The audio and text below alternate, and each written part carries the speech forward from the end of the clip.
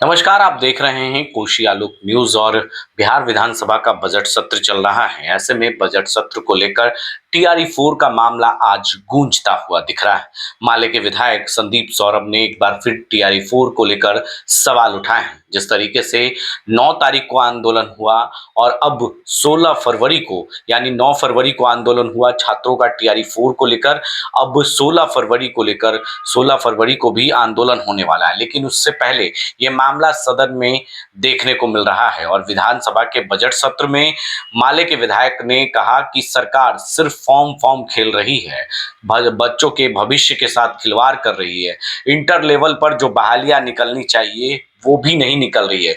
नौकरी के नाम पर ढिंढोरा पीटा जा रहा है। क्या कुछ कह रहे हैं माले के विधायक संदीप सौरभ, पहले वो बयान हम आपको सीधे तौर पर सुना। तो कायदे से विधानसभा चुनाव से पहले आने वाली थी, लेकिन सरकार जुमला पे जुमला दे रही है। अभ्यर्थी वेट कर रहे थे और टीआरई 4 की बहाली को रोक के रखा गया। सवाल अब उसमें सीट का बचा हुआ है।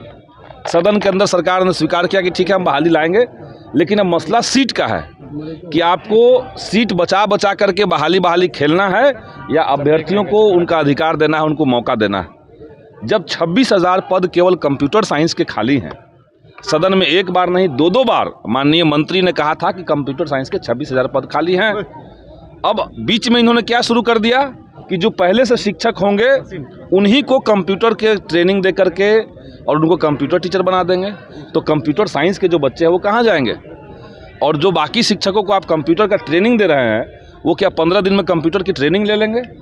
तो बिहार के साथ, बिहार के बच्चों के साथ, बिहार के शिक्षा पद्धति के साथ खिलवाड़ करना बंद किया जाए और 1 लाख पदों पर बहाली आए और जल्द से जल्द आए। यही हम आंदोलन करेंगे, सड़कों पे उतरेंगे। बिल्कुल आंदोलन करेंगे, सड़क पे उतरेंगे हम लोग। जेडीयू की तरफ से डोमिसाइल को लेकर के भी लगातार संदीप सौरभ जी आप बोल रहे हैं। हम लोगों ने तो डोमिसाइल को क्लिंच करवा दिया है। सदन में 3 बार लगातार मंत्री जी से चर्चा हुई, आप लोगों ने भी देखा होगा।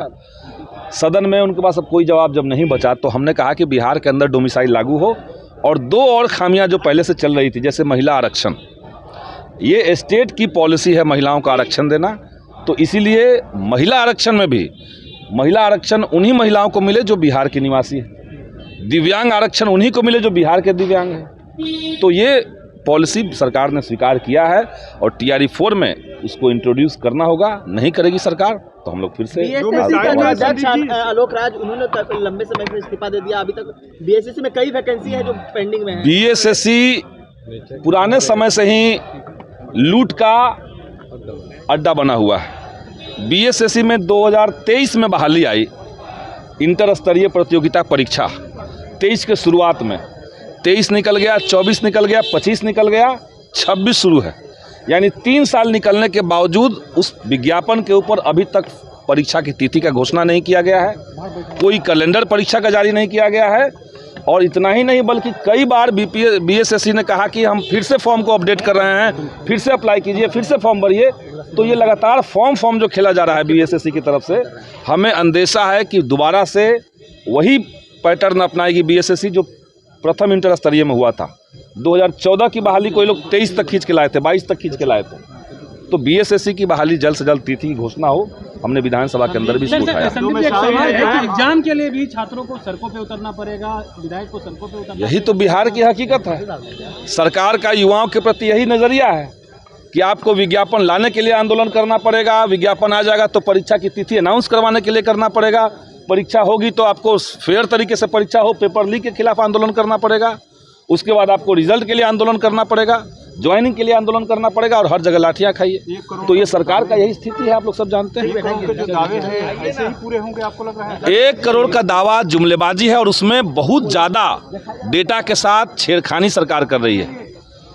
सरकार कह रही कि हम तो 50 लाख दे भी चुके हैं, अब क्या कीजिएगा इसका? संदीप जी, 2 महीना सरकार को आए हुए हुआ और ये कह रहे हैं कि हम 50 लाख दे चुके हैं। संदीप जी, एक सवाल और है कि जिस तरीके से डोमिसाइल में जो अदर स्टेट से बच्चे पढ़े हैं उनको शामिल नहीं किया गया, उनको बाहर रखा गया, इस पर आप क्या? नहीं, डोमिसाइल का तो एक पैटर्न बिहार का, जिसका पास रेसिडेंस प्रूफ होगा उसको रखना चाहिए।